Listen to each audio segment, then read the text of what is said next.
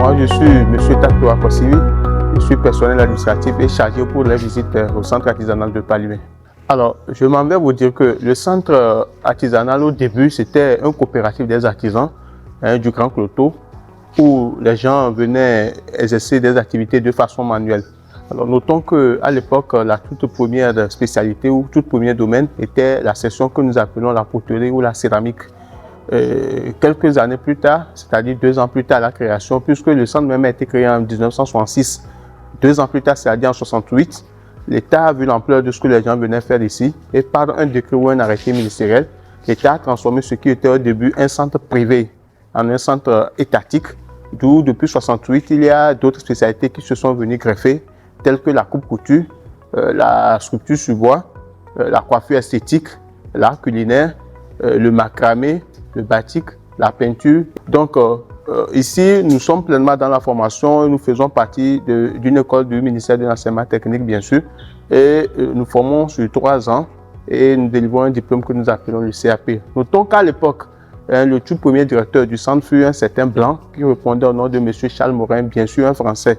Donc le centre, après, lui, a connu des chefs d'établissement autochtones. Aujourd'hui, nous avons un monsieur qui vient du sud. Il s'appelle M. Lawson Laté Maoulom. C'est lui l'actuel directeur au centre artisanal de Palimé.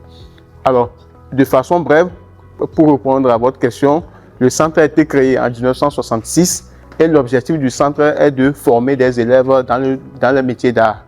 Donc, c'est ce que nous faisons.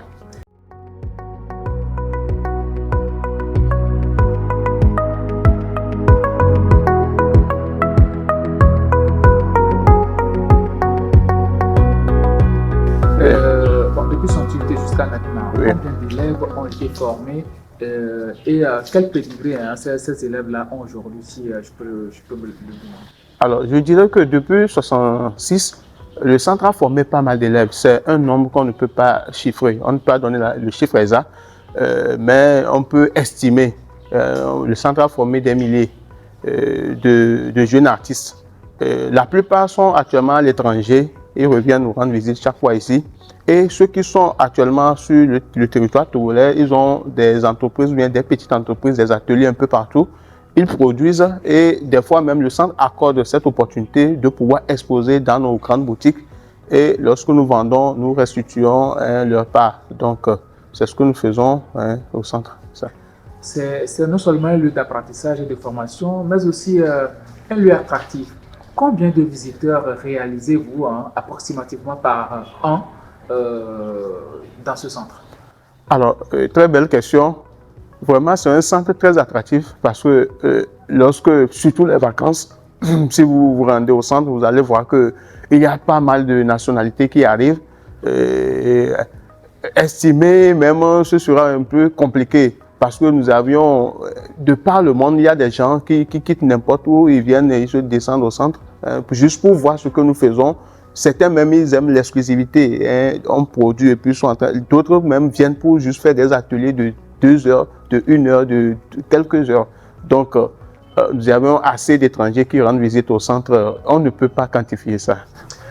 Qu'est-ce que vous avez à dire particulièrement aux Togolais, parce que nous savons très bien que les étrangers ont ce goût de l'art-là. Qu'est-ce que vous avez à dire aux Togolais concernant ce centre artisanal? Alors, je m'en vais à dire que d'abord, je félicite les autorités togolaises qui, depuis un temps, ont mis en place une idée de consommation local. C'est un centre que tout Togolais doit faire un effort pour venir voir. Vous devez découvrir ce que nous faisons ici. Il doit venir également voir, parce qu'actuellement, il y a nous avons des ustensiles de cuisine. Nous avons plusieurs choses qui peuvent servir dans nos vies quotidiennes, chez nous, dans nos cuisines, dans tout ce que nous faisons dans la vie quotidienne. Il y a plusieurs objets ici ou des articles qui peuvent servir. Donc j'invite ceux-là, surtout les Togolais. Ils font déjà l'effort, mais je demande un peu plus, je dirais, que ceux qui ne sont pas encore informés puissent venir nous rendre visite et voir ce que nous faisons.